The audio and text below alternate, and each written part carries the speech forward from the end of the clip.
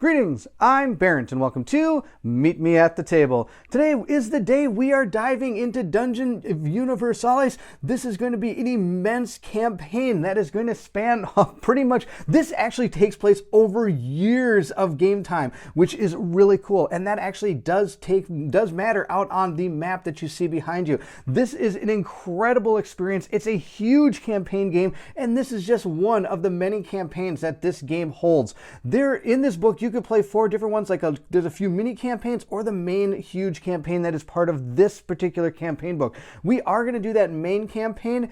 I'm actually going to be starting on the second mission. I played through the first mission. It was very much of a tutorial type mission, and I want to show all the aspects of this game. So we're going to start right after we were able to complete the first mission, giving us a chance to see how the overworld map works. Also, you're going to be able to see how an entire dungeon type delve goes in Dungeon Universalis. This is an immense game that is going to be able to cover lifespans of characters, lifespans of you.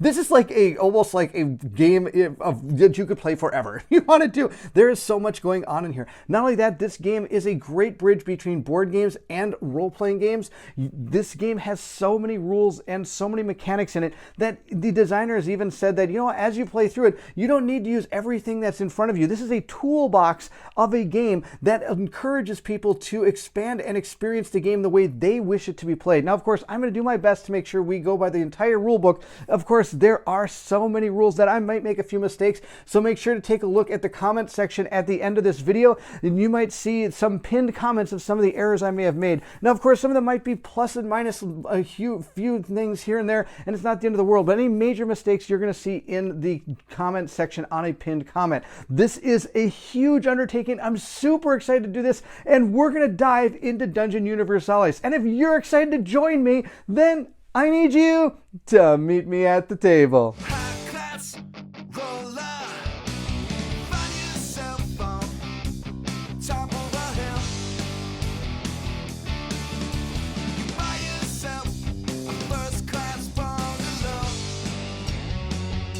If you notice in the book, the first mission is free the merchants right here, M1. I've completed that mission, but I still want to kind of finish it up and tell you a little bit of what happened so that you're ready to know and go into Rogue's Lair. Before we dive too heavily into the story, I do want to introduce our characters. The first character we have here is going to be Islamar. He is our elven paladin. This is the value points. When determining how many points the enemy gets, these are going to be added up across all of your characters and all of your items. I'll show you how that works. These are going to be all the different stats we're able to use. The first one is going to, of course, be our movement. Then we've got our combat skill. We've got our strength, our shooting skill. The next one is our natural armor. On top of that, we have over here, we have agility, intelligence. Then we have our mana pool, but of course he doesn't have any because he's not a magic user. The next one we have is courage, vitality. This is the amount of experience points you have. This right here, this is going to be, this is your dexterity required for manual actions such as disarming traps or unlocking doors. It's going to be a lot better on a rogue than it's going to be on a paladin for sure. That's just the deal. And then this one over here is going to be your perception in order to see or deal with. You're going to be rolling this one. It has to do with certain things in the game. Of course, one of them is having to perceive enemies, which is the main one you use it for. On top of that, we have the coins, the amount that the hero has in coins, and the amount that the person can carry in weight, which is there as well. So that's our character. He's all ready to go. Now, like I said, we did finish the first quest. So we actually have a couple experience points. You can't really use it until you get to 3 experience points. And you're supposed to actually write these down on neat little sheets that you have for all of your characters, and then that would go right in here in the middle. But I haven't really wrote anything down yet because we just did the first mission, and we're just going to keep it as is. That way everything is right there, and I can just keep picking up this card and showing it to you. If any of these values change, though, I'll make sure that you know about it. On top of that, each of these characters are going to get things based on their race and their class. And of course, there is some starting equipment as well. He's going to be starting, these right here I forgot to talk about. These are favor points. They're located right up there. Or, sorry, fortune points. These represent the luck that the character has during the quest, and I'm going to be using these to hopefully prevent any bad things from happening to us. We can manipulate rolls. We can also, if we're about to die, we can use these to kind of prevent ourselves from going KO'd and being knocked out of the game. Now, it does also show right here all the starting gear, so I've put that out here that we haven't gained anything new. We just have the starting gear we have. We have chainmail, shield, a scimitar, and another sword. I'm not even going to try to pronounce it.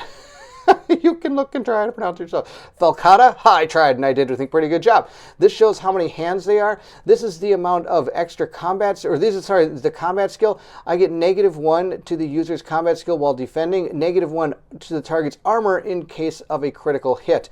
And this is going to show you how much extra I get to roll when determining damage to an item. Now, of course, we have a scimitar here, which gets +2, but it says -2 damage dice against targets using heavy armor or shields. So it's not good against that. It's good against very or cloth armor or leather armor or something of that nature. So that'd be the sword to use. And I can choose which one I want to as I go.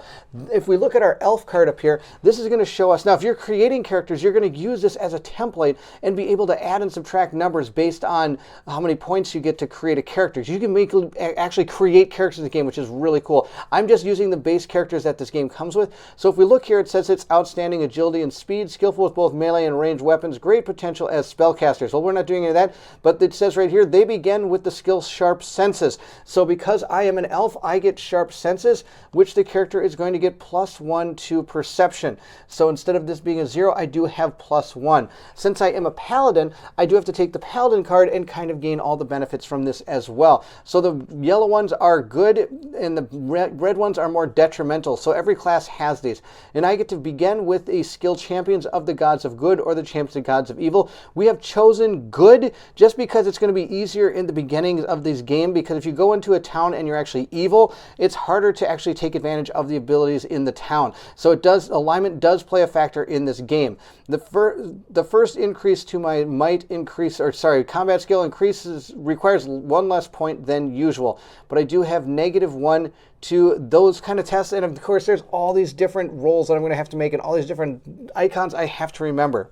And that particular test is a dexterity test. He already has -1, which is terrible, so he's got -2 because he's a paladin. Or it might already be added in. I didn't. If they're not added in, I actually just... this is what I considered the base character for this. If the -1 is already there because of that, I'm giving him a -2, and I could be wrong about that.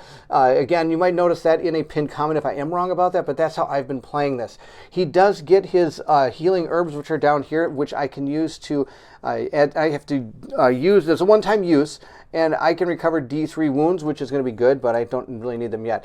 Now, like I said, I do get a power called Champions of Good, Gods of Good. If the character is of benign or neutral alignment, he may learn a spell from the light lore, healing light, sheltering light, holy light, or form of the blessing. I could get Scourge of Evil. He may cast this spell only once per game. He doesn't require any mana to do it, and in order to do so, he must pass a courage roll. Spells cast in this way can't be dispelled, and he may learn new spells among those above if they were new skills. So as I play through, I can gain more of these, and I have Sheltering Light, which is right here. You're going to see many different things on here. This is what is it called? A persistent spell. It costs 1 mana, but of course, like I said, I don't need to use the mana to cast it. It does cost 10 to buy this spell to learn it. On top of that, it's cast on myself, that's the range, but it has an aura radius of 3, that's the deal. And what it's going to be able to do is enemies are going to get -1 to casting spells and shooting when the target casters or friendly characters within the spell's AoE. All characters protected by the spell take 1 less damage die from any enemy attack. And the caster also becomes a source of light, which does play a factor in the dungeon. So that's our first character. I know there's a lot to go through. The other ones, hopefully we can go a little bit faster. I just wanted to make sure you understood what is going to be involved in these characters. Like I said, there is a lot going on, and it's super cool that they've included all of these different aspects. We do have a spellcaster in a group. This is the Sorceress. The Sorceress and the Wizard actually got the most votes from my Patreon. All the characters we're playing here were voted on by my Patrons. If you're interested in manipulating and choosing who we get to use in a game and how we level up our characters, please feel free to join my Patreon. The link is in the description of this video. This is going to be a human Sorceress. She, again, starts with 10 value points, and these are all the different stats. I'm not going to go through every one of them. You can see them on screen as is. She does have all of these abilities here, all these items, which I have down here. We'll go through some of those, and I get a ability because she is a sorceress. Down here, though, it says use background cards. So some of the characters that we've been using in this game do actually have a background that is it influences kind of how the character is. It has a whole story about the person here, and then it tells a little bit more, and they get an extra little trait. And she's friendly to witches. So I can roll a d6 whenever a travel event which includes witches is drawn, and on a result of 3 or more, I can just discard it and not have to worry about it. I also have a ritual staff. When I use the staff, she gets +1 to dispelling against lures of witchcraft and necromancy. So she does have a little bit of extra bonus. It's not anything groundbreaking or game breaking, but it does give a little bit of flavor to each of the characters that you bring along. She does start with the staff, and this is all the stuff that she has in her backpack, which is out of control. Most of these are going to be used to help cast spells. So we have like a magic scroll, only for spellcasters with mana pool, 2+ to casting or dispelling spells. We have components for magic, again, +2 to casting spells. We have healing herbs, which is going to be able to heal her just like the elf had. Then we have a mana potion. Use recoveries up to 4 mana points from you, and you can also remove 1 mana token from 2 cards of spells already cast. Battle wizards can recover 2 points. I'll explain that in just a second. And then we have Greek fire. It's thrown. It can't be recovered after use. And it says target and adjacent squares suffer 3 fire damage dice. So that might be pretty good. There's also some more text. We'll read it if we actually go ahead and use it. Well, the mana potion, like it was saying, is I get to remove mana from spell cards. Whenever you cast spells in this game, you're going to use whatever mana it tells you, and then you're going to place the token on there. Some may cost 2, which means they're more powerful spells, but also might have more backlash or bad things happening to you. But when you cast them, you have to put the thing on there, and you're only able to cast the spell a certain number of times per adventure. Of course, using the mana potion means you can take those off, and we're able to use those spells some more. And these are going to be refilled through the adventure or at the end of the adventure, as you can see at the end here. You can also go back to town and recover a lot of stuff. Like you notice we still have some damage on us, and I might have used some of these. I can't remember. I kind of maneuvered the token, so I just gave myself back all the mana. We're going to go back to town before we go on to the next adventure anyway, so we're going to gain back most of our stuff, depending on some of the rolls we make. So it doesn't matter too much of how many of those I already used. I'm going to get them all back. She does have 4 different skills. One of them she's going to get because it's Sorcerer card. I'm going to get Herbalist, and I also begin 8 points with and 4 random spells from one of the following lores: witchcraft or tribal magic. I chose tribal magic for this one, and when the character gets to know all the spells and chosen to start, they can learn other ones from other places. I get -1 to dispelling, -1 to my combat, because of course she's a sorcerer, she's not going to be up there fighting. And any increase to might, health, or accuracy requires 1 or more points than usual, because that's obviously not anything she's really good at, and can only be armed with daggers, staffs, or magical swords, and I can't wear any armor or shields, which isn't the end of the world. Now, I am a human. The human is going to get lost in the dark. Trust me, that's not a skill you want, but, well, that's just how it goes. I could learn lycanthropy if I want to. I'm not going to use that. I'm not going to make a werewolf in here. And I also get to choose 1 more skill of the player's choice depending on the class chosen. So we have 1 more skill in here. We'll see how that works. And I think I picked the right one. I had to go by class. I think I got what I was supposed to do right. But of course, like I said, there's so much going on I may have missed done. This is the one I chose as our extra one. Characters may reroll failed intelligence rolls when casting spells, except in the case of critical failures. The skill may only be used once per game, so I do have that going for me. And the skill has to be, I think the class has to match down here, and I believe I have the right class. Again, could be wrong. There's a lot going on. All right, Herbalist. The character is an expert in herbs and knows how to create potions and ointments. Characters start each quest with a potion of his or her choice at no cost, which is pretty sweet. Then we also have Powerful Mind. It requires an intelligence value equal to or greater than 4. It may learn faster from other spellcasters. The price of learning a spell will be reduced by 5 coins and will take only 2 experience points. He also gets +2 to solving riddles. That's another one I have, or is that the one I grabbed instead of the... I knew I was thinking about switching one out after trying them out. Lost in the Dark, this is one you don't want. -1 to all attributes except armor, health, and mana, while in sections under the effect of darkness or complete darkness. Barf.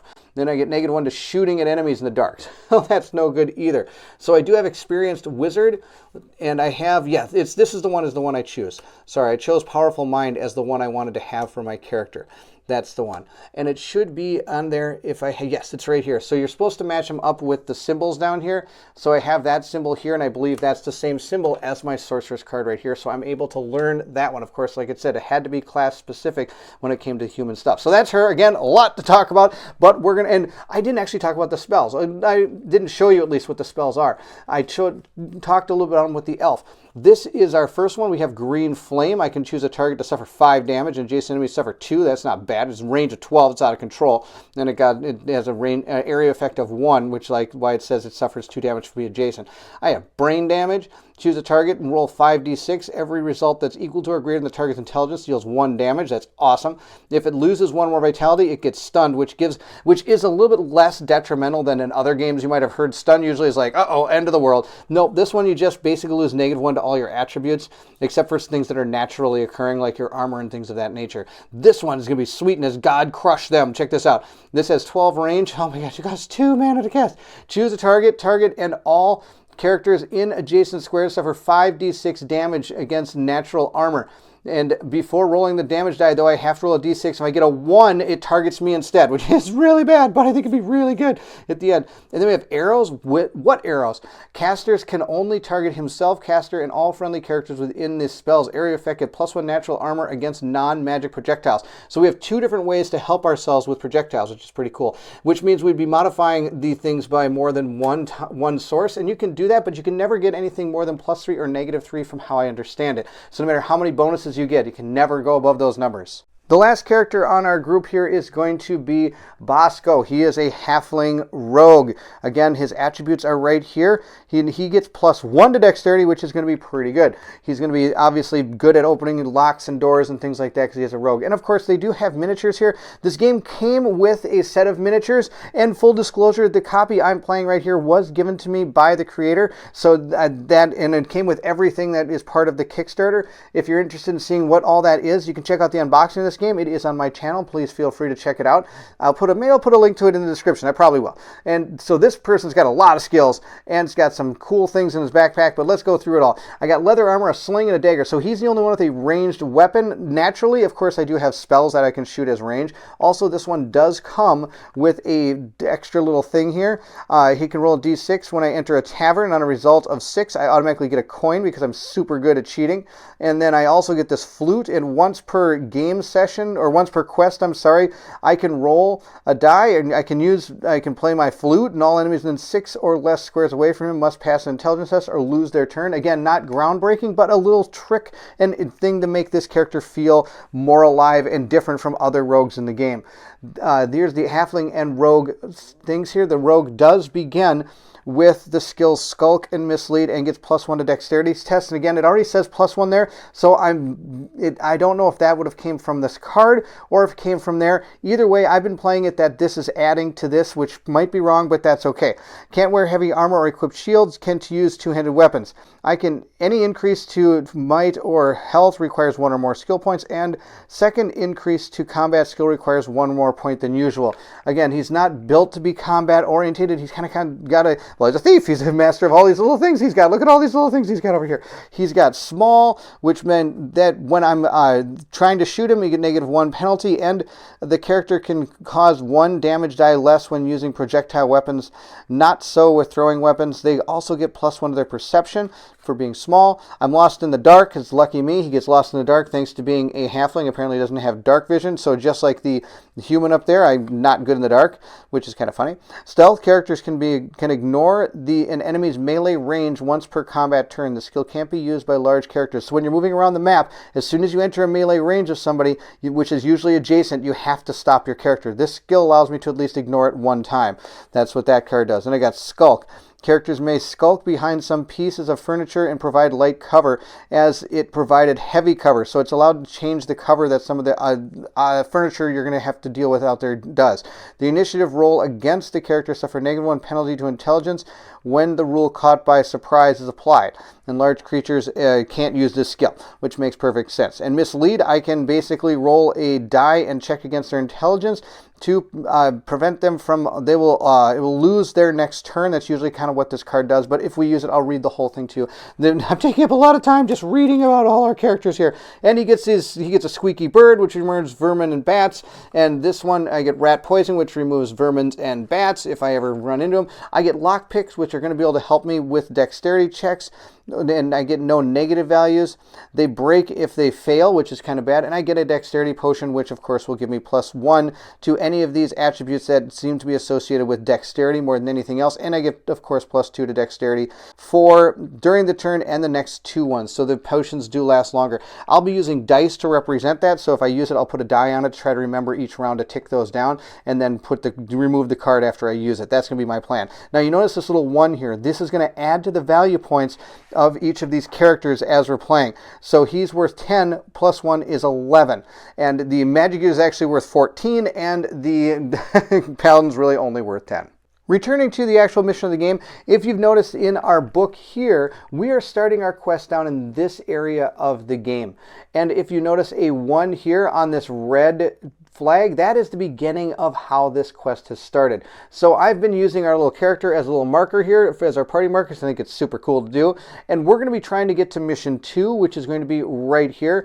But I don't want to go there quite yet because I did take some damage from the last mission. So I want to try to move back over into this town. Now before we do that though, I do want to give you a little bit of more what's going on here. So we had to stop some bandits from attacking some civilians. The reason they did is because for the last year, we were able to, they kind of had a treaty between these rogues that were not to ever hurt anybody coming up north, but apparently that's kind of started to stop. So we were sent out to kind of see about what's going on. We stopped the civilians. We were given 10 gold for that, and we came back, and then we're going to come back to town to rest and get ourselves back up and running. And I want to show you how this part of the game works. This is the campaign travel map, and as you can see over here, not only are there yellow flags and red flags, but there's also these blue flags. These blue flags are like side quests that you can do, and there's an astronomical amount of them all over here. Almost every region has a side quest. If we want to go on it, it's up to us, but we're going to probably stick with the main quest for now because I don't know how powerful the side quests are, and I don't feel like really getting absolutely destroyed in my very first playthrough to show you how this game is done. Not to mention, it's still kind of teaching us a little bit about this game going through missions 1 and 2.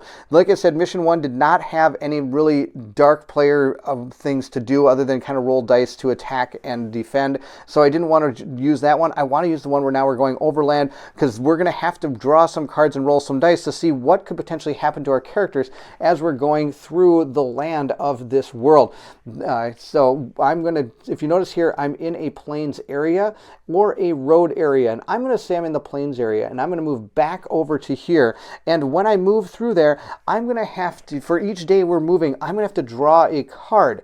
On top of that, we're giving you a good old truffle shuffle here. And then after we draw this card, we don't flip it over yet. We have to pull it out. That's going to be our card. Now from there, I have to roll a die, and I'm going to try to roll it here. We'll see how bad of an idea this is. I have to roll. Now if I get a 5 or 6, this will activate and I'll flip it over. So roll this up. I got a 3, so this card did not activate. So we're going to put that back on the bottom of the deck.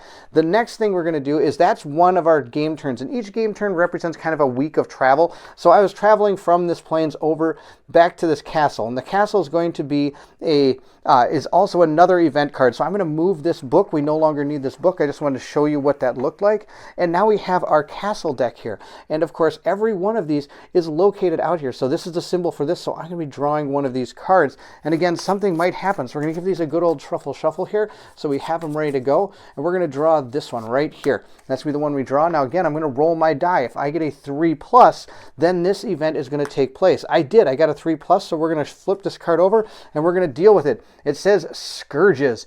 There are plenty of orphan children in this town. They roam the streets in groups that are busy trying to distract travelers, to steal their bags of money and belongings. Each hero must pass a perception test or lose 1 coin, any random object from their backpack. Oh, that's bad news city. Okay, we don't want any of that. So let's go ahead and show you how these tests work. To make an attribute test, we're going to be rolling 2d6, and we're going to add the value that it's talking about. Now, if we look at our characters, nobody has any extra to perception. Right here, I have a 0 to perception. He does have a skill called the sharp senses, so he gets +1. So our paladin's going to roll, and I need to get a 10 or better. And he got an 8 + 1 is 9, so that's not enough. He's going to lose 1 of his coins. Next, we're going to go to our sorceress. Our sorceress got an 8. She doesn't have any extra bonuses to it. And surprisingly, our halfling, I don't believe, has any either. Let me just quick make a check here. He does not. Except for this skill. He does have this skill here. It says those trying to shoot at this character get negative penalty. Character of this skill cause 1 damage less when using projectile weapons, not so with throwing weapons. And they also get +1 to their perception. So he does have +1. So he needs to roll a 9 or better. Let's see how he does. He got an 8. I missed it by 1 by so many guys. So all of our characters did lose 1 gold. We did get 10 for completing that last quest. So now we're down to 7 plus whatever their starting gold was. After having dealt with that event, I did put out our gold coins. I think it's just going to be easier to do it this way. So he has 3, she has 5, and he has 6. I used these really cool coins that we got with the Kickstarter here for Dungeon Universalis. It's even got the DUN on the back of it. So these are all worth 5, and these are worth 1. Now that we've entered this town, we're able to take advantage of some of these events if we want to. Or I shouldn't say events, but locations. So we have these deck of cards right here. There's so many decks of cards, which really makes this game cool because there's going to be so many different things that can happen. These are all the different places that we can go in this town. I took out all the other cards that are not part of this town. Look, there's all these other things you can go to. And they're all listed here. Like we have Alchemist Shop. That one doesn't have one. We have guards. Thank goodness we don't have that one. We got blacksmiths and armories. There's prisons. There's temples, there's homes. You can even buy a home in this game, which is pretty sweet. There's ports and stuff like ports. There is, let's see here, some other herbalists. We have, there's a really cool one in here somewhere. I think it's a really neat one. Where is it? Oracles. Look at that. There's even places where you can go visit oracles, which is pretty cool. But the ones I've taken out here are these. Now you can spend 1 whole turn, I guess, of the game, which it makes a difference because the first 12 weeks of this game are going to be in the winter. Then it's going to be 40 weeks not in the winter, and that's going to change how some of the river and mountain areas work when it comes to the game. Now we're probably not going to be dealing with any of that because I'm only going to be moving probably up to this place for our second mission. But if we had been playing this game over a large scope and have gotten farther in the game, the ice sheet would have come down from the north and you could travel across it without having to use like boats and things of that nature if it's the winter time. So it's kind of cool how that all works. There's even like changing seasons that affects the game.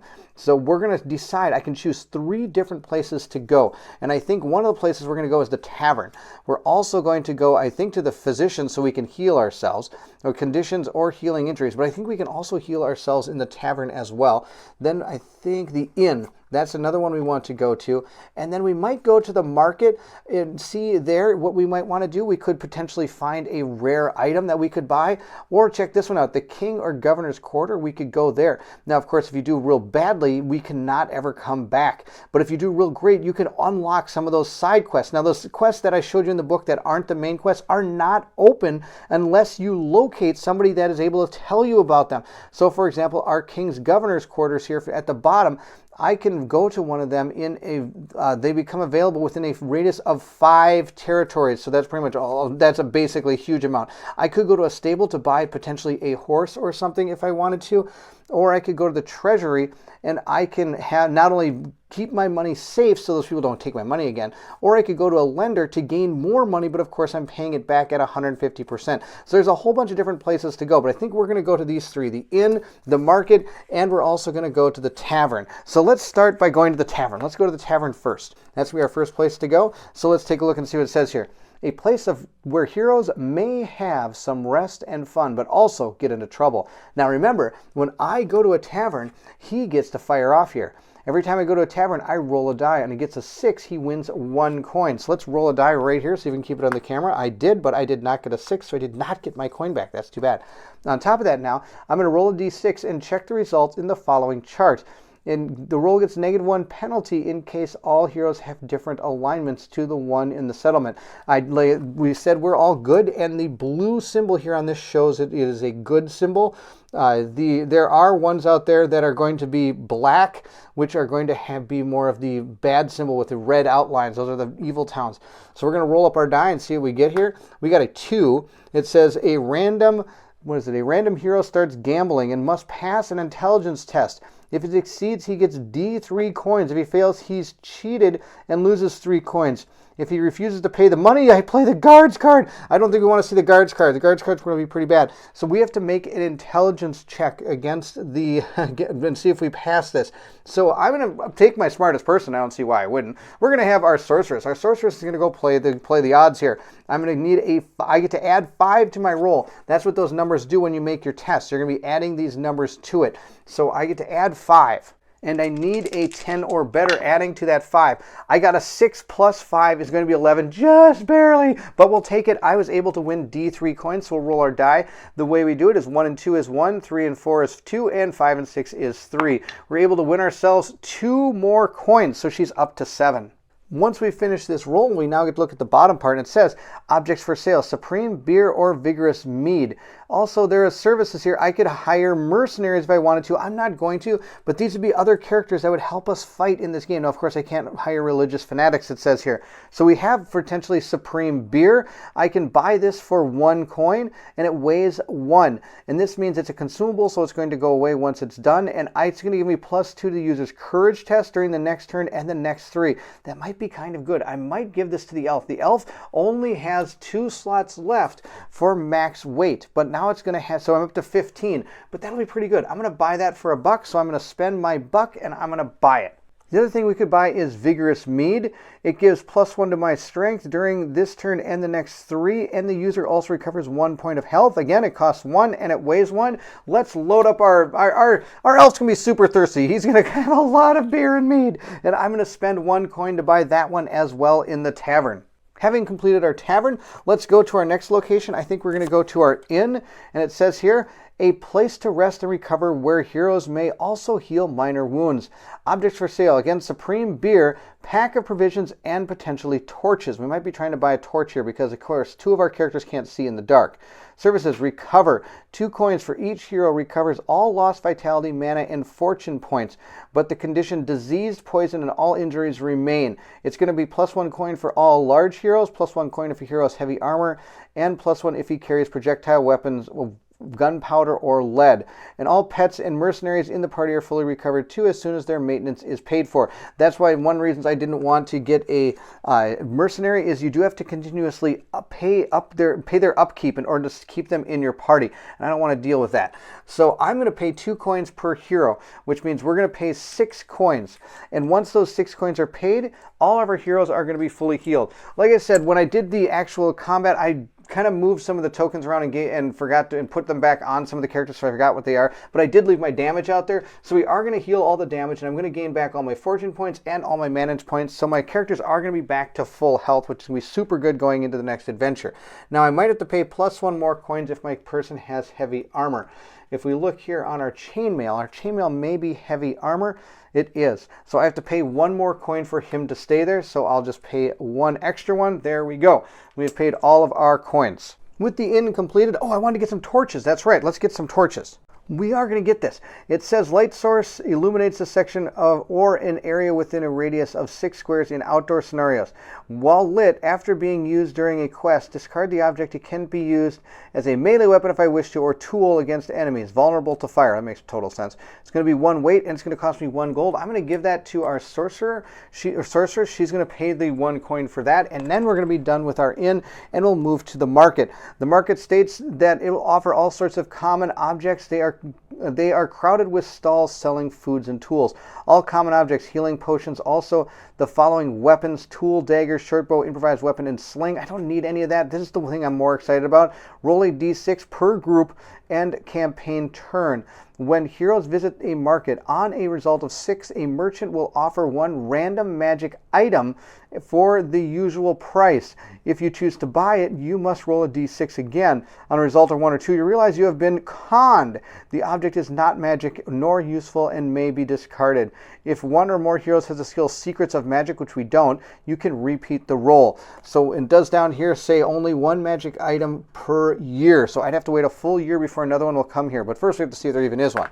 And, well, I got a 1. So that's the farthest thing from magic item in this place. So we've done everything in our town, which is super cool. That's a neat thing that you can do, is go to all these towns. Now, again, this is in a free open world. I could attend, if I wanted to, and I really wanted to see like a alchemist, I could walk right past this mission and go right up to this town and try to go to an alchemist up here. There's even a blacksmith up here. So I could go up there if I wish to, and like, there's even a training station here where I could learn new skills and things. But we're not going to do that. We're just going to keep on going. So for the next part of our turn, we are going to move out of this town. And once we move out of the town, we're going to have to deal with one of the events that is in here. We can either deal with the plains, or I could say I'm traveling on the road, because the road goes through this town up to here. So since we're going to, I think we're going to stick with the road this time and move up to this area. But no, I think we're going to go, yeah. And then we're going to have to deal with a forest event when I go to that mission. That's going to be the deal. So actually, no, I think we're just going to stick with the plains. I think that'll be more exciting.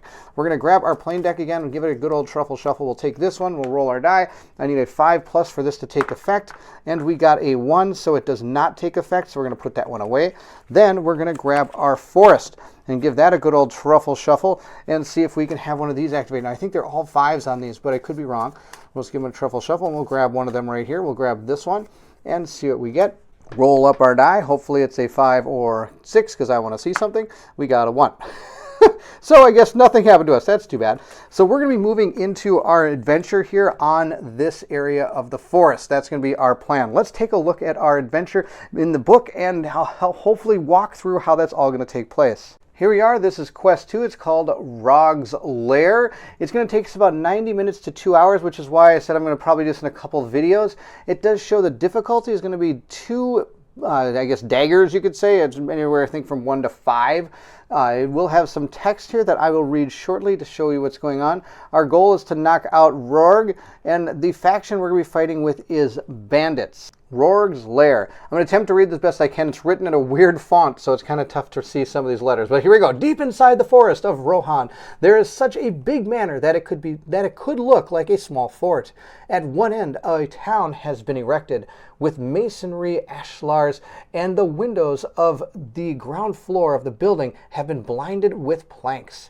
That is said to be the den of Rogue, a veteran mercenary who abandoned his profession to carve out a career outside the law. He is followed by a group of faithful ones who glorify his strength and determination.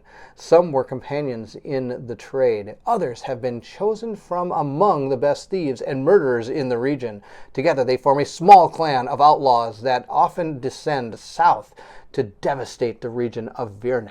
Again, I'm not wanting to spoil too much, but I want you to know exactly what we're going to be doing here. Of course, you don't really know what the first mission was all about, but I don't want to spoil it. But basically, you ran into some of these bandits, and you had to fight them. That was the deal. And now we're going out to go deal with this guy himself. Each mission will totally have a setup that you're going to be going through, and you need an advancement and reserve point counters. This is the reason I'm doing number 2. In the first one, they didn't use that, and it says here, before building the Dark Player's deck, discard the following obstacle cards from the game. So we're going to be removing all those from the obstacle deck, and I'll show you those in a second. And we're going to put aside, face up, the following obstacle card, Locked Door, and I'll show you where that is going to go. That's going to be part of the actual board setup. The Dark Player must spend 5 reserve points on the leader. And I'll explain reserve points again as we get to setting up this game. The furniture we're going to be using is barrel boxes, armory, beds, dining room, cupboards, fireplaces, and chests. These are going to be able to be interacted with to be able to do certain things or maybe gain items. Locked doors at no cost. 2 stairs where the character steps on the square. he will immediately appear on the other square with the same numbering. There may be no contact between characters located on different floors. And the leader, Rorg, is the symbol there, and that's the bandit boss. He uses a broadsword, a shield, and chainmail, and I'll show you where that is. Here is the map that we're going to be playing on. So we're going to be playing, Rorg is going to be right here. So we have to get to him. We're going to be starting right here in this symbol right here. So we have to kind of get through this area up to 2 and come around in here. If you do not want to know what is going to be coming out in map tile wise, there is an app that you can use for this game that will allow you to only reveal stuff as you go, so you don't actually know the full extent of what's going on the board. I'm not using the app. I'm going just with what we have here. So these are all going to be doors. These are going to be the different types of furniture that we have based on the number here. They are found up here. So it's really well laid out, and we'll get it up onto the board and get going pretty soon. Our quest will end, and when it does, we're going to read the narrative T3. If the mission's failed, we're going to read narrative T4. Then the rewards here are +1 XP for the heroes that have accomplished the mission on their first attempt, and +1 if the heroes have scored more achievement than the dark player. If you only get 2 chances to complete a quest. If you fail on both attempts, then you have to continue on, and this narrative will potentially tell you kind of what happens, and hopefully, and the game really doesn't end. It just goes maybe down different paths, or certain things are going to be more powerful going into the next part. It all depends on kind of what the quest is that you're going on. Here's what our board looks like when it's all set up. I did change out some of the doors though, because they're kind of cool. These are the doors that normally you put on the board. They open and close, but I have these cool looking doors, so we're going to use these. I think this will be kind of fun.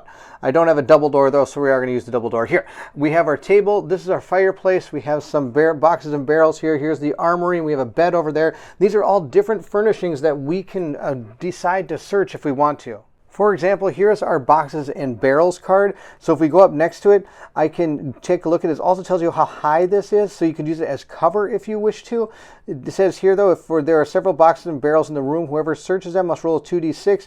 2, a hidden rat bites a character. 8, 3 coins are found. 9. So like different things can happen as you decide to search these. So we might give it a shot. We'll see what happens. If anything, we can use them for cover against some enemies if they're in that room. Next, we have to set up all the different decks for our artificial dark player. That's going to be our next step. We have 3 different decks we have to set up. We have to take our furnishings deck, like I said before, which are right here. We're going to place this off to the side over here. Whenever we go to one of those furnitures, we'll look up the different furniture and we'll deal with it. We also have a special event elements deck, and there are a ton of these. This certain scenario did not tell us to use any of them, but for example, some of the scenarios will have different ones that you can use. For example, this one might have prison the lady, so we might have to deal with that if we're on certain situations. There could be, for example, a fighting pit as well that are going to be part of the dungeon. So the tiles can be reused, and these different special elements will allow us to make each of the dungeons we go into unique and interesting. This again is very kind of tutorial type things. We're not using any of those, but we do have some of the furnishings. The next deck we have to make is going to be our obstacle deck. Oh, this is our power deck. I'm sorry. This is our power deck right here. You can tell by the symbol right up there. This shows how much it's going to cost the dark player to use this. This shows us how much it's going to get back if he decides not to use it at some point.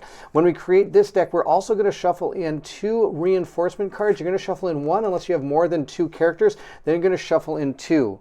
And we're going to draw a number of these equal to 6 times the number of players, so 18. So 1, 2, 3, 4, 5, 6, 7, 8, 9, 10, 11, 12, 13, 14, 15, 16, 17, 18. 6 times 3 is 18 last time I checked.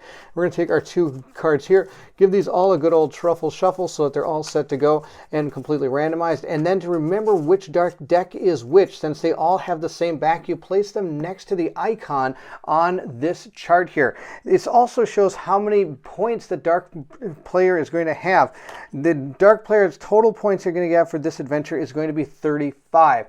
I found that out because it's 10 for each of our characters according to our sheets up here, and it's 1 for each item that has a 1 on it like this. Of course, some of these might have 3 or 4. We only have ones that have 1 point, so we're going to add each of those up, and they're going to get a total of 35 points.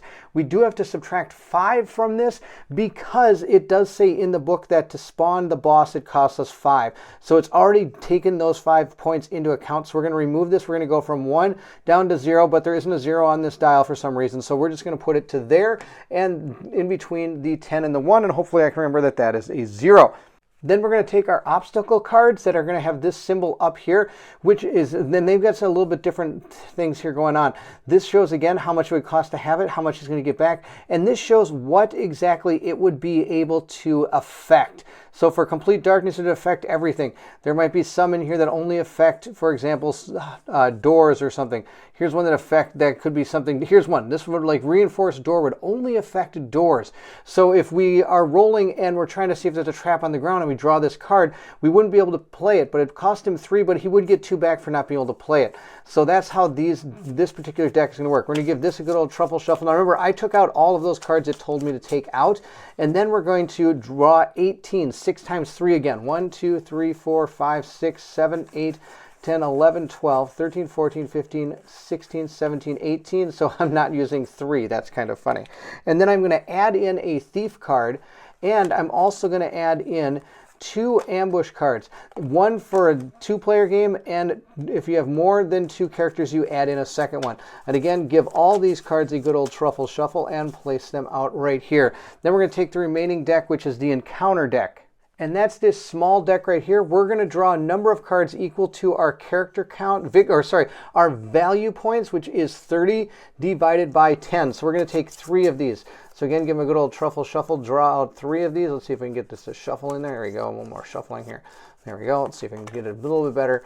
It's just seeing these cards are kind of sticky because it's a newer game. We're going to draw 1, 2, 3, put them right here. That is going to be our encounter deck. I'm going to slide our furniture deck up to there. And there we have it. This is going to be our dark player's board here, the artificial dark player. Now, if we had a normal dark player, he'd be able to draw these and keep these in his hand and be able to play these out on you, because this could be played with a type of dungeon master if you wish to, and then this would not be automated. This would be under control of that character. There's also an advancement board as well that you're going to be placing different advancement tokens on to see how many points you get compared to the dark player. And these are just going to go up and down on that track like that. But again, I have a dial for it, so we're going to use this. Again, there's no zeros on it. I don't know why.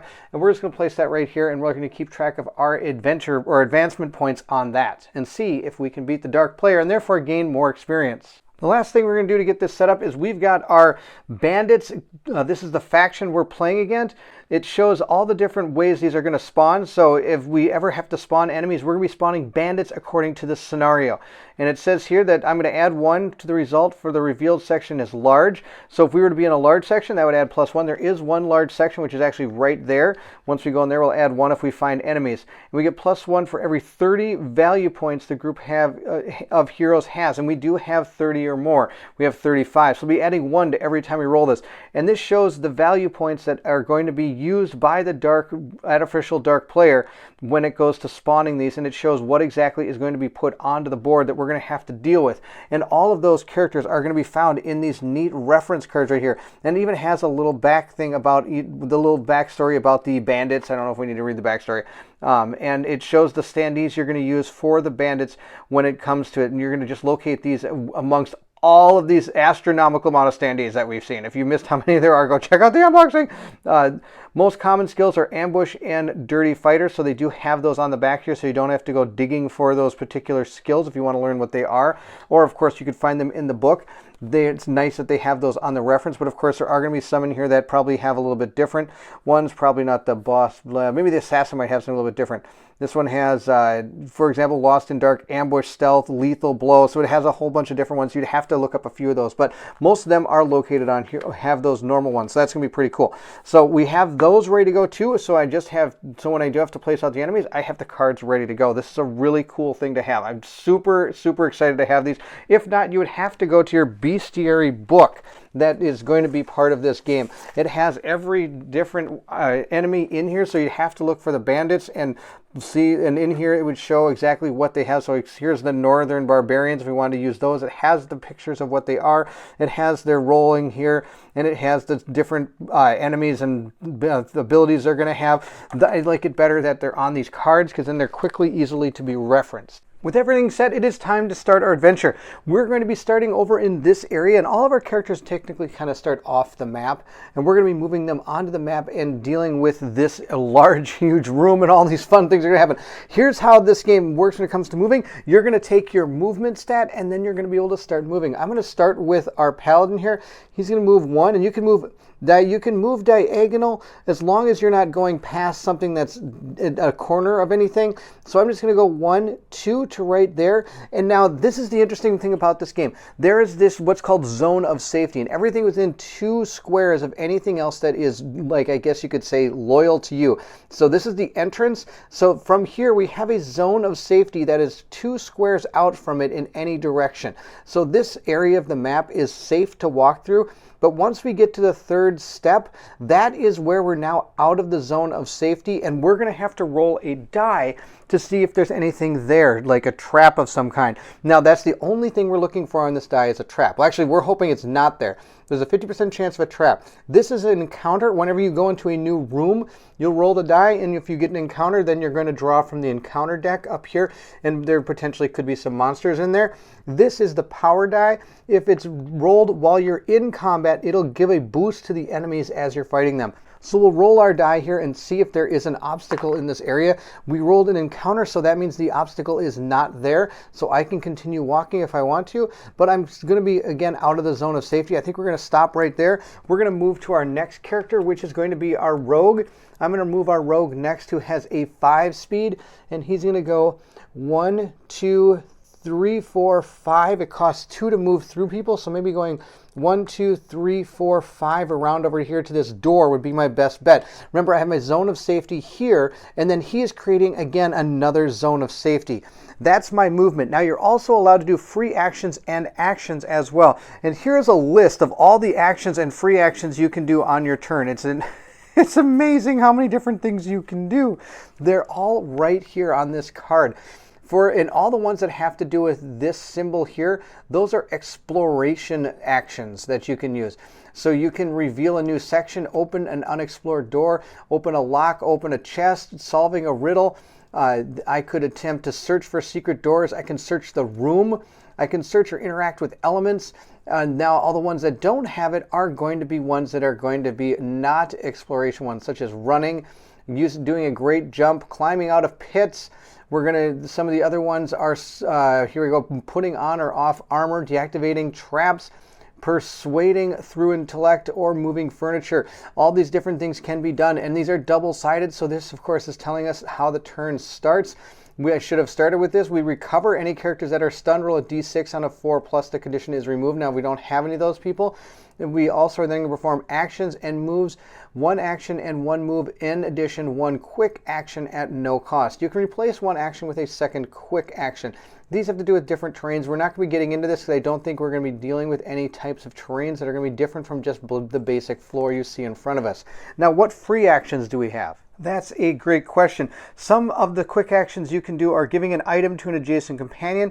I can leave or pick up something located in a reachable place within 1 square of you. So say like a weapon has fallen off say you're disarmed or something, you can pick up your weapon as a free action. Of course, if you are in a zone of combat, a melee zone, it would actually take an action in order to do it. You can activate a lever. You can open or close a door.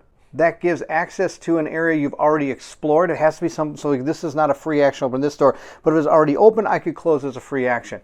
We can equip objects. The player wants to take on a new object. For example, if I wanted to switch weapons with him to another weapon that he has, I could drink a potion or use any other disposable objects. And that's really about it. Those are all the quick actions you can do. There are so many different things you can do in this game. It's super, super cool. That's the end of his movement, and I don't think there were any free actions I wanted to do with my Paladin. We are going to move to the rogue, though. He has moved, and now he can do an action, so he is going to attempt to open that door. So we again have to roll the die. If we get an obstacle, we're going to have to deal with that door here. So let's see what we get. We did get an obstacle, so we're going to draw the top card from our obstacle deck and see what we get. We have found ourselves an armored chest. So this is all, before we do anything else, it is going to cost 2 points to our the artificial dark player here. So we're going to go down to 30, 29, 28. So we're going to go to 28 points right now. So we'll go down to 28. There we go. We've paid for the card. At this point, we're going to check the card to see if it's usable on a door. Only thing we have is a chest down here. So this cannot be used on the door. So instead, we're going to discard it and remove it from the game and gain back our 2 points to go to 30. So we'll bring this back up and go bring this to 30. There we go, just like that kind of ish. Okay, perfect. That's the end of that. So since there was no traps on that door, I could potentially open this door if I wanted to, and I think we are. We're going to open this door. So we're just going to swing the door open, and he's going to be standing right here in front and see what we find. Hopefully it's not an encounter because I'm not really fully set because our wizard hasn't even gotten in the door room yet. But that's okay. We'll see how it goes here. Roll this die and see what we get. We got a power symbol, so that means we did not find an encounter in the room. That's totally fine with me. Now, to make sure that you're not always not finding encounters, I guess you could say, if you ever get to a point where you explored 2 rooms and you haven't found an encounter, you roll the die twice to see if you can find an encounter. So it does eventually encourage you to get encounters. And if you ever enter a big room, after a certain amount of non-encounters, you automatically find an encounter, if that makes any sense. So that's the end of our rogue's turn. Our rogue is going to be finished with his turn. He has done his action, his movement. He would be able to do a quick action, but I don't think there's anything he needs to do. I don't think he needs to drink any potions or give anything to anybody at this time. It's going to be our wizard's turn. Our sorceress. I should be calling her a sorceress. Our sorceress has a total of 5 speed. So she again is going to move 1, 2, 3, 4, 5 to get right there next to that door. That's totally fine. We have a great zone of safety right now. And at this point, I could choose to cast a spell if I want to as my action. And we do have some pretty good spells, like this one that could prevent arrows from attacking us. Or we have Green Flame. That's a combat spell. That's another combat spell. And there's a combat spell. So we have this one we could cast. I think we're going to do that. And I'll show you how this works, because this is going to be one that stays in effect for a certain amount of time. So when we get to another room that potentially has enemies with arrows, with this already up, that's going to help us so much instead of having to spend the action to cast it at that point. And again, we have a great card for talking about casting spells. So to cast a spell, we're going to test intelligence. Now, of course, our sorceress is fantastic at that. She's got a +5 to the roll. And she might even have more with all of her different abilities that she has. The only thing she has is this one, where I can re-roll a failed intelligence roll, but I can only use it once per game. So I don't know if I really want to use it if that's the case. So we're going to roll 2 dice, and we're going to add 5. And I'm going to need to get a 10 or better in order to succeed on my intellect test. And we got a 7 + 5 is a 12, so that means our spell did go off. So if we look here, since it's a permanent spell, it's going to last for as many turns as the highest result of the 2 dice rolled in the intellect test. There cannot be 2 permanent spells activated at the same time. It is not a superior spell because it only costs 1 mana point in order to cast, found right here. If it were a permanent spell, I could not move when I went to cast the spell. For example, that one, I wouldn't be able to move and cast that spell. So this is going to cost me 1 of my mana points. I'm going to place it right there, indicating that that is the spell I've cast, and also that this has been casted once during the game. I can cast each spell up to a total number of times. It's 3, I believe. If I am wrong about that, of course, I'll be putting a subtitle right here. But remember, it was 3. There's a lot of things to remember in this game. And it's really cool to see them all interact together. So with this activated, I'm going to take a die now and place that on there so we know how many turns this is going to be able to last. We'll place that 4 right there, and we'll take that down at the beginning of our hero's turns. Moving over to our achievement board, we're going to gain achievement points based on things we've done during the turn. For every one of these type of enemies slain, we're going to gain some points. We also are going to get 1 for every successful cast or dispelled spell up to 5 times. So we did cast a successful spell. I'll put 1 point for us. That's fantastic. We also get 1 for detecting or disarming a trap. We also get 1 for finding a secret door or a lock or solving a riddle. Now the artificial dark player here is going to get 1 for each fortune point that we spent, which we haven't done, and +1 for the beginning of each turn, only until the heroes enter the main room. So if we go around searching for all these different places and trying to get all the equipment and awesome things in a room, then we eventually might end up losing to the dark player because they might be gaining so many points based on our not moving fast enough. And you also get plus the value of all knocked out heroes, which we haven't have any yet. We are done with our turn, so we are going to give the artificial dark player 1 point. So we're both tied right now at 1 apiece. And one of the ways you gain experience points is if you're able to beat the artificial dark player, or even the dark player when it's being played as a dungeon master type character. If you're able to beat them, you get extra points at the end of the adventure. Moving into our turn, I'll tick down our die to a 3 for our spell, and we'll move into, I think we'll use him again. He is going to move 1, 2, 3, 4, 5. I think he has 5 movement. He has 6 movement. He can move one more, 6 right here, and our zone of safety is going to be 1, 2. So again, he is moved out of the zone of safety, so he is going to have to roll to see if we found an obstacle. So let's roll our die here. We got an encounter symbol again, so we did not find an obstacle at this point, and I'm going to spend my action to search this location. And to search it again, I'm going to check to see if there's an obstacle there. And again, we got the encounter die, so there is no obstacle, and we're going to look at the barrels and boxes card. So it says here there are several barrels and boxes in the room. Whoever searches them must roll a 2d6. So we are going to roll a 2d6 and see what we get. I'll take 2 white dice because they seem to be doing pretty good for me. I say that now and I roll a double 1. You watch. I got a 9. Okay. I'll take it. I'll take the 9. It says right here for a 9, 1 random common object is found. So we'll grab our deck. Here's our common objects. Notice by the symbols on the top of these cards, that signifies that these are common objects. We're going to give them a good old truffle shuffle here. And we're just going to draw the top card and see what we get. If I can even get a hold of the top card, there we go. We have found ourselves what is this? A squeaky bug. It automatically removes the special elements vermins, bats, and rats. It's $1 and it weighs 1. Now he can't hold anymore, I don't think. I think he's at full capacity on his weight. Yes.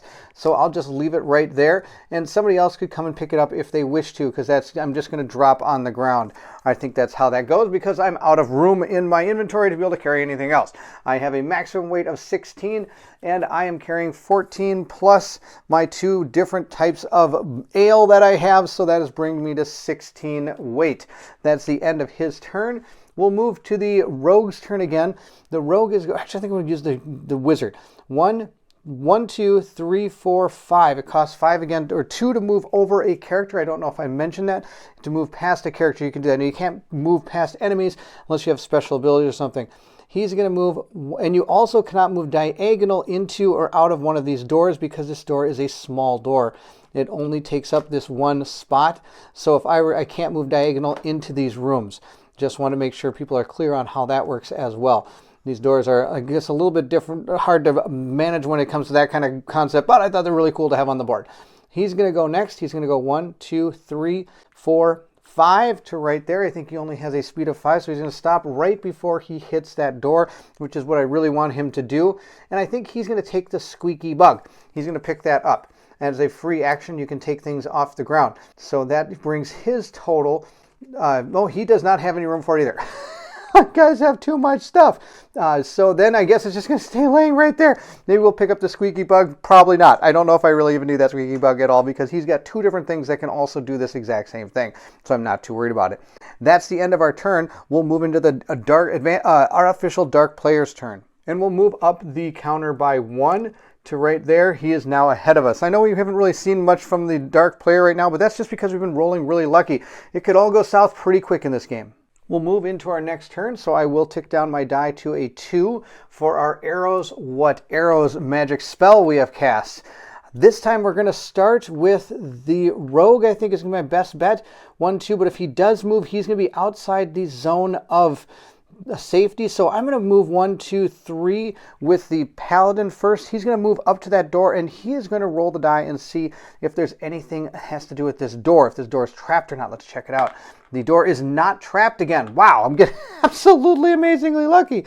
I'm going to move my wizard next, or sorceress next, 1, 2 to right here, making sure we're kind of staying inside this zone of safety. And then we'll move the rogue up. Oh, I think actually I can open the door. I could open this door right now because it is not trapped at all. There's nothing preventing me from opening this door. These guys are super nice to just let us walk on in and open these doors. So I'm going to open this door. And again, we're going to roll our die and see if we find an encounter. And we did not. We found an obstacle, and we were looking for an encounter this time. Wow, absolutely amazing how this is going. Now, there is one thing. Whenever you open a big room, even if you rolled this number, you would still grab an encounter card, so you'd actually have 2 encounter cards going on. But since we rolled this, no matter what, there always will be an encounter in a big room. So we're going to draw our encounter card and see what has befallen our brave heroes.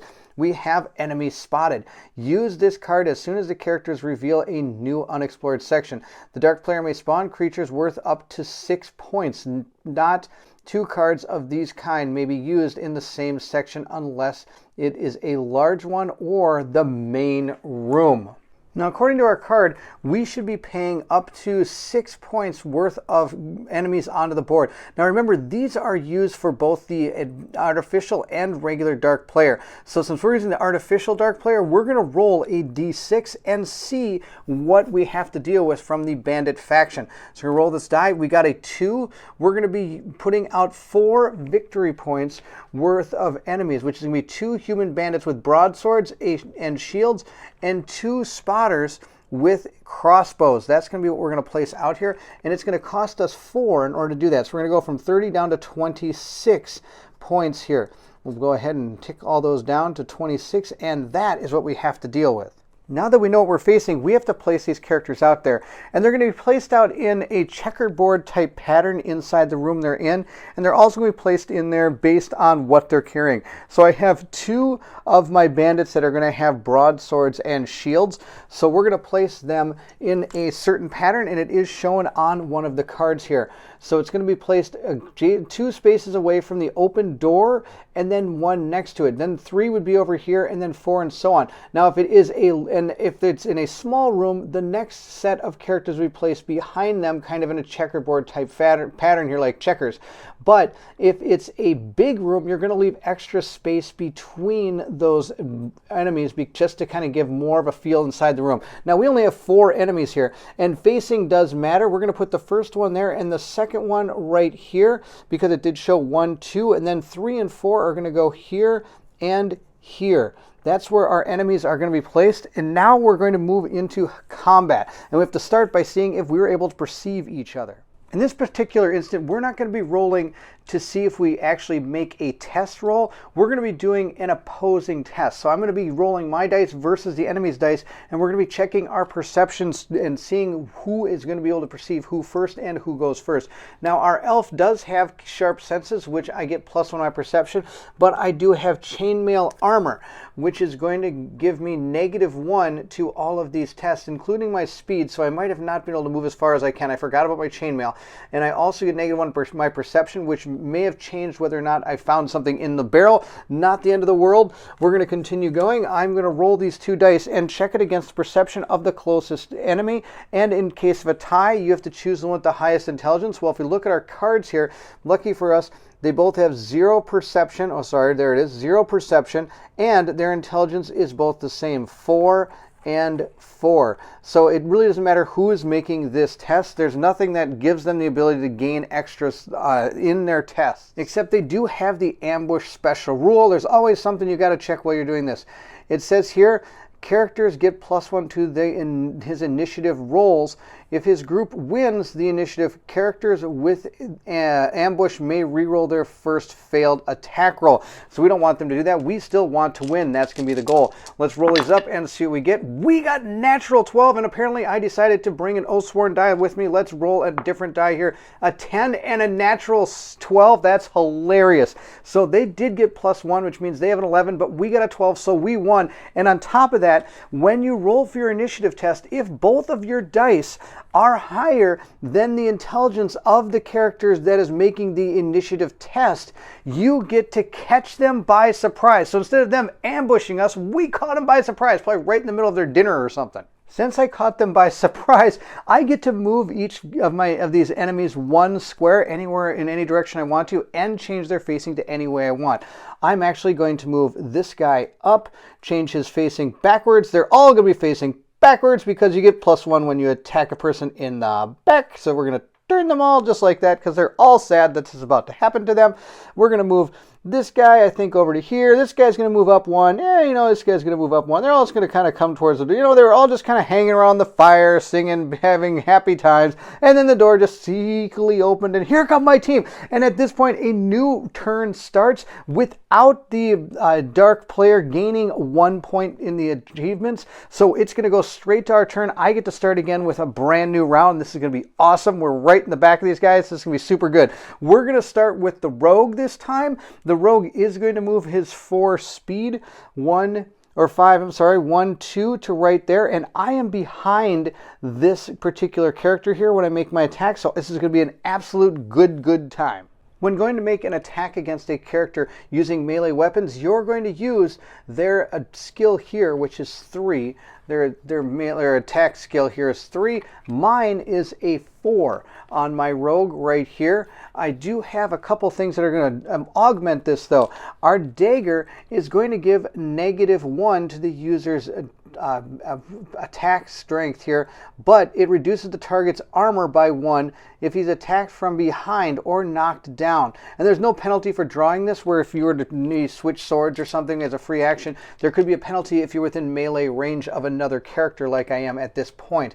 I'm going to roll to see if we have an opposed, our opposing roll here to see if I'm actually able to hit this character. So we'll roll our dice and see how it goes here. I got a 9, they got a 5, and we get our +3s together, but those basically cancel out. So I did hit this character. So now that I've hit, I'm going to see how much damage I can do to them. Remember, their armor is reduced by 1 to a 2 because I am attacking from behind, and I actually did get +1 for attacking behind as well, so that would have been a 10. There's, again, a lot of things I have to remember, lots of pluses and minuses. I get to look at my combat strength now. My strength is only 2, so I only get to roll 2 dice to see how much damage I do, and their health value is 4. So I'm not going to be able to kill this guy, but that's okay. We're going to do some damage here. Let's see how it goes. I'm rolling these up, and I'm going to get equal to or above their armor here, and I did, so I'm going to be able to do 2 damage to one of those shooters. I'll put this right on them. If this character would have had a shield and been facing me, he could have attempted to parry this blow if he wanted to using the shield, but that would have also cost him action, but it would have prevented all the damage that went against him. But not going to happen because he's a shooter, doesn't have a shield, and 2, he's facing behind, away from me, which is absolutely awesome. I'm going to have our Paladin go next. He's going to move 1, 2 to right there, and again attack this person from the back. We're again going to do opposed rolls here and see how this goes. I got a 6. And this one got a 7. And 7 plus 3 is 10, but 6 plus 5 is 11. So he beat him. So again, I'm doing damage. I'm using this weapon right here. I would get -2 damage dice against targets using heavy armor or shield. This one does have a shield, but I don't believe it's going to play into effect because it is behind. I am behind the person, so they can't actually use the shield. So we're going to roll our damage dice, which is going to be 4 plus 2 because of our scimitar. So that's 6 damage on this guy. And we need to roll a 3 or better on these dice to do some damage. Let's see how we did. We did 1, 2, 3, 4, 5. This guy's dead. He's super dead. He only has 4 health. So we were able to take out one of those bandits because they were facing behind us. So I don't believe the shield is able to come into effect from what I understand. I could be wrong about that because it does say even if they have a shield. I would go that they can't use their shield at all, so this guy's toast. After you've damaged or defeated an enemy, you can move into its square. Even if the person was still alive, I could push him back then 1 after I made the attack. It's kind of like you're dancing and attacking at the same time and kind of maneuvering into his squares. You're kind of pushing him back as you're fighting. That's going to be the end of our Paladin's turn. Our Wizard's going to go next. 1, 2, 3, 4 to right here. And I think that person is then, or maybe I might move to right here. There we go. We're going to go right here. And I'm going to cast a spell at that guy. I'm going to cast Green Flame. It has a range of 2 and an area of effect of 1. Potentially, it says choose a target. He suffers 5 damage dice. Adjacent enemy characters suffer 2 damage dice. Let's see if we're able to hit him. It's going to cost me 1 of my mana points. Now, before we cast the spell, we have to determine if we have line of sight. And line of sight is the center of my square to the center of that square. And actually, it's going to go through him. So I am going to move over 1 space over here. So I have a better line of sight to this guy so I can cast the spell. Actually, I'm going to move right there. That's where I'm going to move. Because back here, 1, 2, 3, 4. I think I can move to right there. How much speed does she have? She has 5. So 4, 5. I'm going to move to right there so I don't have anything impeding this spell. I'm just going to zap that guy. First, we have to see if we're able to cast the spell. I'll roll up 2 dice, and I need to get a 5 plus 5 is 10. That's just enough. I needed a 10 because you have to make an intelligence check. This is going to do 5 points of damage. We're going to roll these up and see how we do. Their defense or their armor is a 3, so I need to get better than a 3, and I got 1, 2, 3, 4 damage against this guy. And if we look at our character here, the bandit, human bandit has 4 health. So we were able to take that one out too. We got 2 of the bandits out, and they both are the ones with shields, which I'm not a big fan of shields. They can block all my attacks. I don't like that. And now on top of that, this spell does damage, 2 damage to the person next to him, which is one of the shooters. Oh, I didn't do any damage to the shooters. He got off scot-free. I guess he ducked behind his friend there and he took all the damage. I'm going to place one of my mana tokens on that to represent that I have casted that spell 1 time. I still have 2 more turns on this. Actually, I think it's only 1 because we did just start a new round after we opened that door. So there's only 1 left on this. So this is actually going to help us right now because the only characters on the board are the shooter characters. And this says, caster can only target himself. Caster and all friendly characters within spell's area of effect get +1 to natural armor against non-magical projectiles, and that's what they're going to be shooting at us. They're going to be using crossbows. Before we activate them, the artificial dark player will roll this die, and we're looking for a power symbol. We did not get that. We did not get this symbol. If we would have got that symbol, I would have drawn one of the cards from that deck, and we would have given that advantage to whatever is left on the board, which isn't much. Let's activate these characters now. To determine how they're going to activate, we're going to use our AI card here for Ranged Fighter. It says at the beginning of its activation, if it cannot shoot at a target or must reload, it will be activated last, relocating, which is going to be another rule. But we're not going to have to worry about that because they haven't actually fought yet. Target priority, enemy that is easiest to hit. So that'd be determining when you find an easier target to hit, that's going to probably do with range. In the way range works in this game is for every 3 squares past 0 you're fighting at, you're going to be giving negatives because it's going to have a harder time of hitting based on the range of the enemy. All of our characters are within easy range of this, or point blank range. So they're all easy enough to hit. They're all going to take the same to try to hit. Enemies with the lowest armor, that's going to be her. She has the lowest armor, I believe. It's only a 3. The other 2 characters have a 5 and 4 respectively. So this one is definitely going to be attacking her. Now it does say next, disengage. If engaged at the beginning of its activation, it will always try to disengage, moving in such a way that it can perform a ranged attack. Relocate. If it fails to disengage, it will fight in melee attack. So if it can't disengage from my rogue, it's going to fight. Push. After attacking and winning in combat, it will always push but not follow. Other rules, if target is in line of sight and within range, it will perform an attack and not move. So that's what that one's going to do. This one is going to try to disengage and maybe move to about here so it can attack from there. That's going to be the plan. If an attack is adjacent to an ally and the shortest needs a 10 or more, the shooter, needs a 10 or more to hit, it will choose another target. If this is not possible, it will choose to relocate. Must perform defensive shots whenever possible. If it can no longer perform ranged attacks, its behavior will change to a more melee style. When doing defensive shots, if somebody comes charging at you and you have a ranged weapon, you can use a defensive shot, which is going to be at a negative to hit. But remember, all these guys were facing backwards, so they couldn't come at, all my people coming at them couldn't do a defensive shot because of their facing. They weren't able to see me at all, which was pretty awesome. So these guys are going to go ahead and attack. This one's going to attack her from where he is. This one's going to try to disengage and then shoot at her from how I understand this card. All right, let's see if this person disengages. Normally you would do an agility test to try to break away or become unengaged with an enemy, but from what I understand, this character is small. And so a character, you can always unengage from a character, disengage from a character, not be, I should say, engaged with a character if you're higher or one taller than the other character. Now, if there are 2 smaller ones here, he would still be engaged. If this was a giant ogre and I had 2 small characters, it would not be engaged. It would need to be 3 of them in order to do it.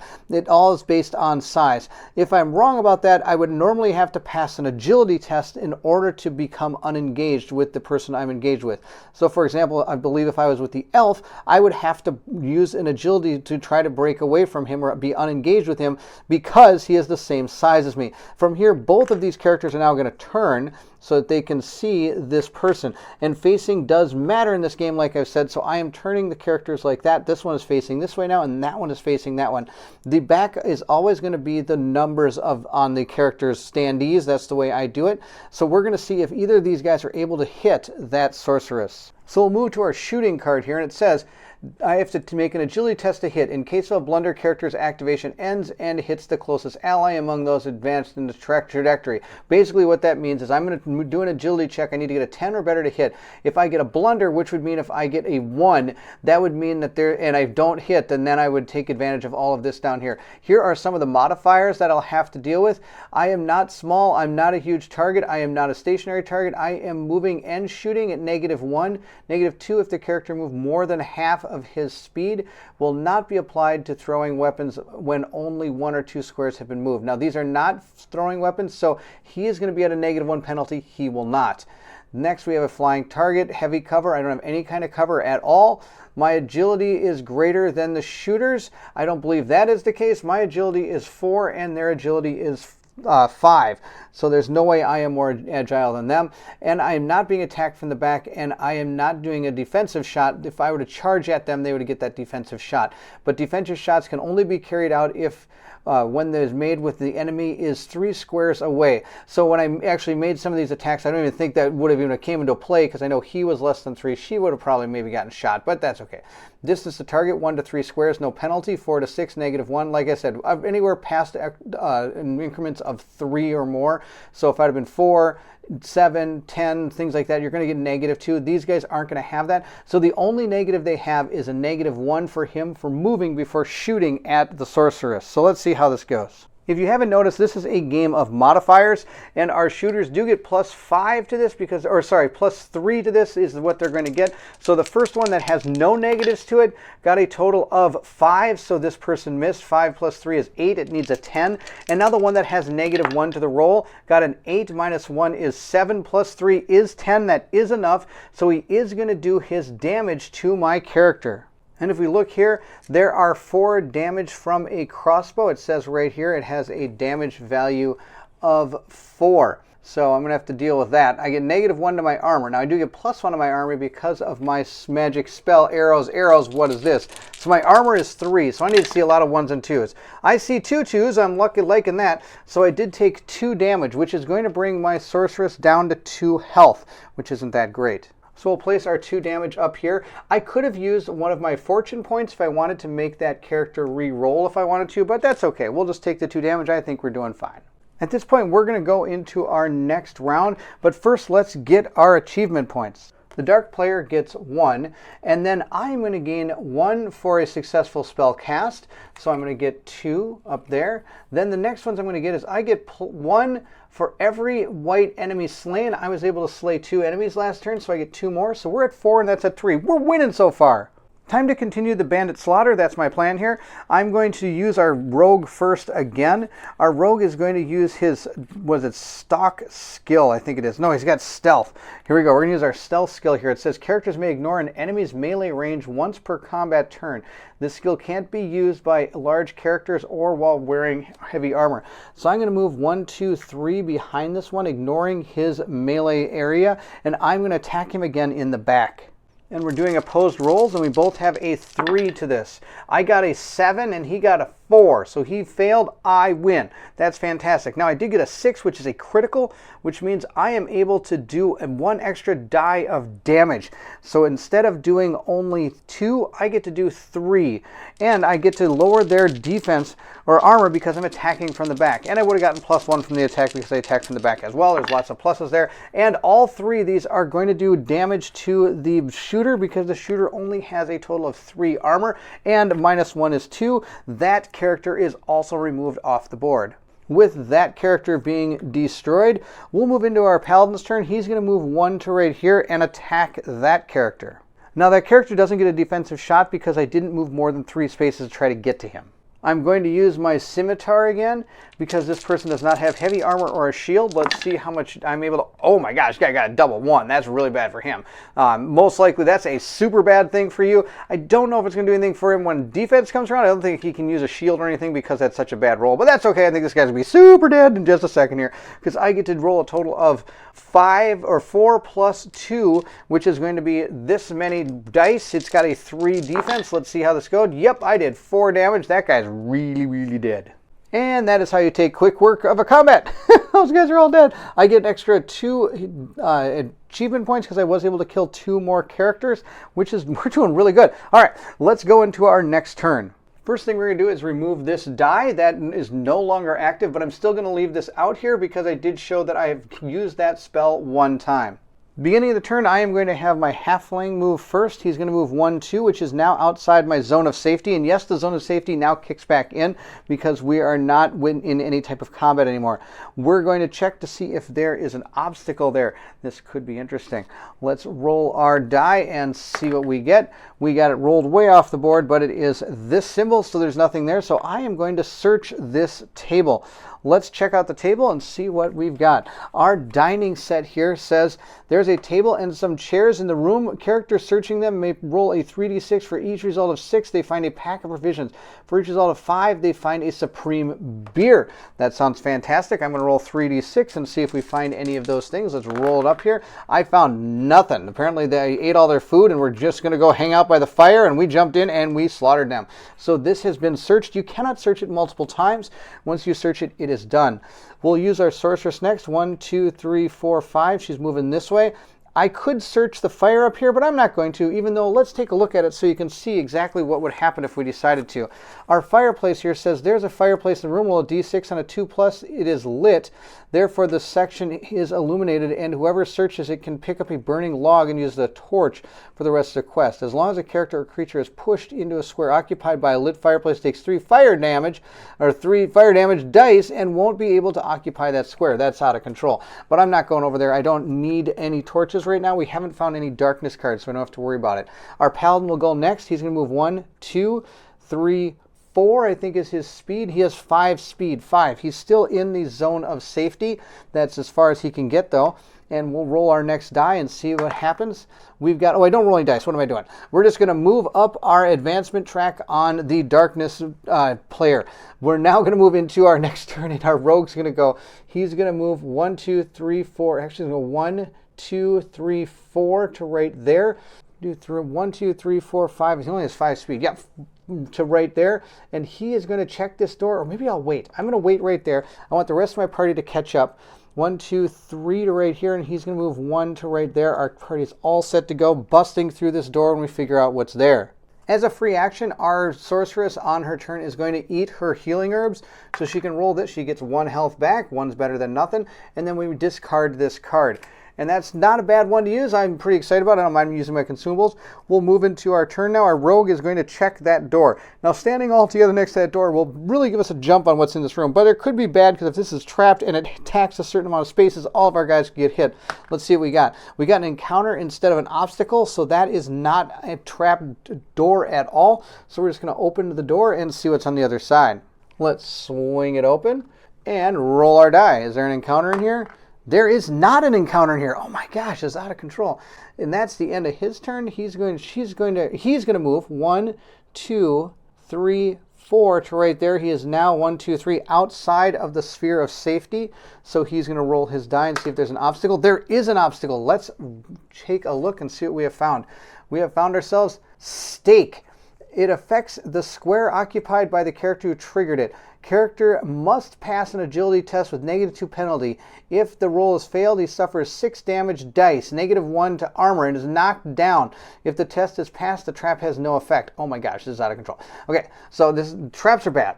I'm going to have to pay 3 to activate this trap. So we're going to go down to 23 on this little wheelie number dial here. Plus, I believe I would have gotten 1 more advancement point on the what do you call this? The darkness player. I have to try to see if I'm able to perceive this trap. I need a 9 or better on my perception to see if I see it. If I see it, I don't have to trigger this trap. And then if I want to, I could disarm the trap. If I don't perceive it, the trap goes off and it's going to be bad news. Our elf gets +1 to perception, but also gets -1 because of his chainmail. So let's roll this up and see if he gets a 9 or better. I only got a 7, so I did not perceive the trap. So the trap does go off. Let's see, am I rolling 6 dice here? I'm going to be rolling 6 damaged dice. So I don't want to roll 6 damaged dice. This is not going to be fun. Here's my 6 damage dice. Let's roll these up and see what I get. I got a lot of 4, 5s, and 6s. That's horrible. Let's see what it says here. I think it says I get -2 penalty with my agility. Well, oh, first I have to make an agility test. Oh, thank goodness. We don't have to worry about all those dice yet. I have to make an agility test first. Let's see how I do on my agility test. I got a 9. My agility test, I need a 10. I don't think, and I get +4 to the roll. So I get 9, 10, 11, 12, 13. 13 to this roll. I think I get -1 though, so now it's down to 12 because of my chainmail. My chainmail is just killing me. I don't know if I like these guys with those big heavy armor here. So I get -1 to my movement and my agility. Oh, barf. All right. So I only got a 9, 10, 11, 12, 13, 12. I got a 12. 12 and then -2 is going to be 10. So I still made the test because I need a 10 or higher. So this actually doesn't go off, which is good news. I don't have to worry about it actually doing anything to me. Now, if there was a reason I couldn't do this at all, I would be gaining back 2 points. But this trap, the whole thing did fire off and I was able to successfully avoid it. So I don't have to worry about taking any damage or giving back any points. Now, I don't get any of the points that would go towards achievements because I did not, it says for every, where is it here? 1 point for detecting or disarming a trap. I did not. I just avoided the trap. I didn't detect it, and I did not disarm it. I just flat out dodged it. That was the deal. And it does show right down here what these traps would be used for. So, and it does work in an actual hallway or room. This would be on a corridor, this would be in a door, and that'd be on a chest. So this does work almost anywhere. So we're going to discard that. I was able to survive that trap by the skin of my teeth. So we're good to go. Our sorceress is next. She's going to move 1, 2, 3, 4, 5 to right there. That's her speed, and that's going to be the end. We'll go and move our marker to 6. He now has 6 achievements. We only have 6, so we're pretty much tied right now. Our thief is going to move 1, 2, 3, 4, 5 to right there, and still within the 1, 2 zone of safety that I'm being provided here by this character. 1, 2, 3, 4, 5 to right there, and 1, 2, 3, 4, 5 to right here. And that's going to be the end of that turn. We're going to move to 7. We're going to move into our next turn, which is going to be our thief. Our thief is going to go up these stairs into the next area. So at this point, we'll move to our next turn, and I'm going to use this person. 1, 2, 3 up to here, I think, is what we're going to do. Then we're going to move, I'm going to move him right next to the door over here. Our thief is going to go, go next. 1, 2, 3, 4, I think up to there. These areas, I believe, are interchangeable, if I read the rules on that correctly. And from here, I'm going to again check to see about that door, see what we find. We have not found a trap on that door either, so I'm going to go ahead and open this door and see what's in here. This could be bad, but it could be good. Hopefully I don't roll an encounter, and if I don't roll an encounter, that means that I've gotten super lucky. Nope, there's no encounter. Oh my gosh, it's out of control. And this is a 50-50 die on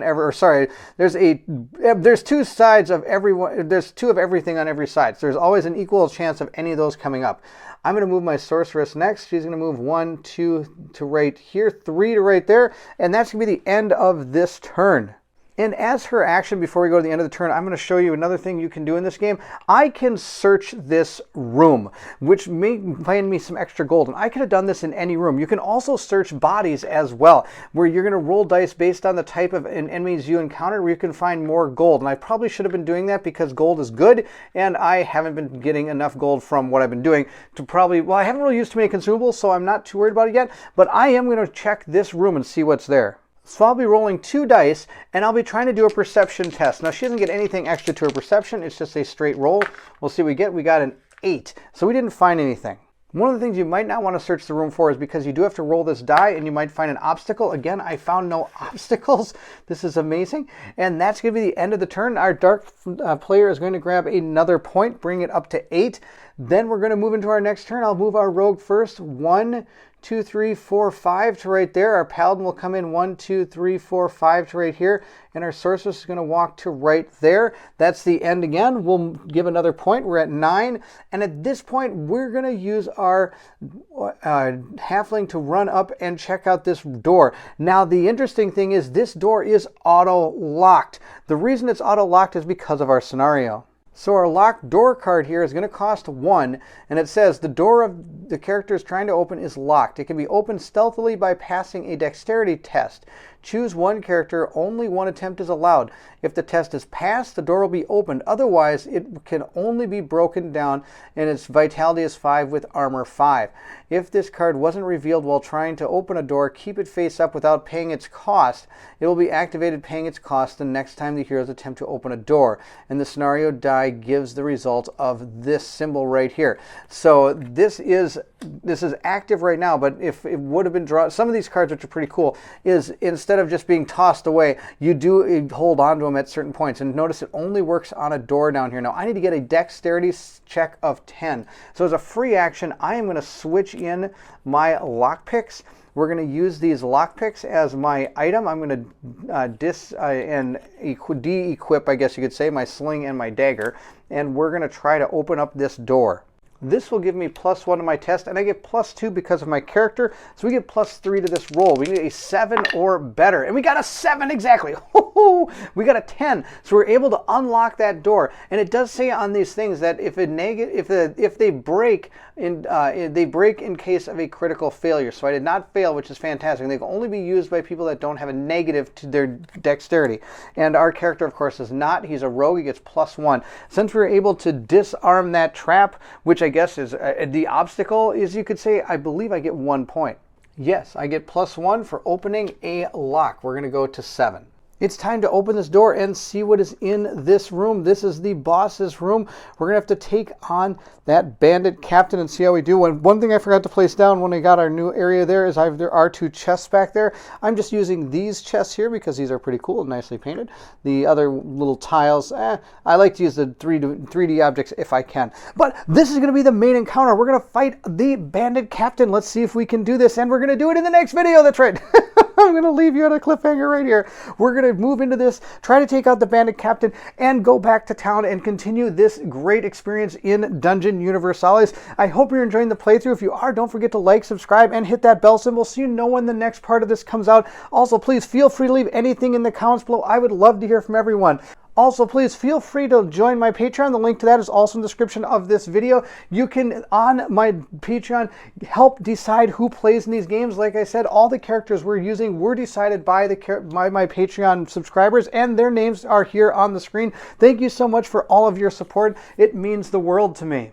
This game has an absolute mountain of things going for it that some of the things I haven't even touched on. You can jump pits. You can have to climb out of pits. You can do almost anything you want in this game, especially as the adventure becomes more diverse. There's even outside maps that you have to use in order to be able to continue the adventure. I love the fact that there's all these obstacles. I wish I would have rolled a little bit worse so you could see more of these, but this is only the first adventure in many that is going to be coming for my playthrough of Dungeon Universalis. There are so many things that are going on in this game that I'm sure I made a few mistakes, so please make sure to check the pinned comment. There are going to be anything that's major or that would have affected the game in some way will be put there. Otherwise, there may have been a few pluses and minuses I have missed because of how many there are going on in this game. This game has a lot of things you have to remember, but it's really cool that you don't really need to use them all. You can kind of choose what you want to in this game, which is an interesting way of being able to create a board game that can also be an experience as well. Again, thank you so much for watching. If you're excited to see what happens inside our final room and what continues for our brave adventurers, then I need you to meet me at the table.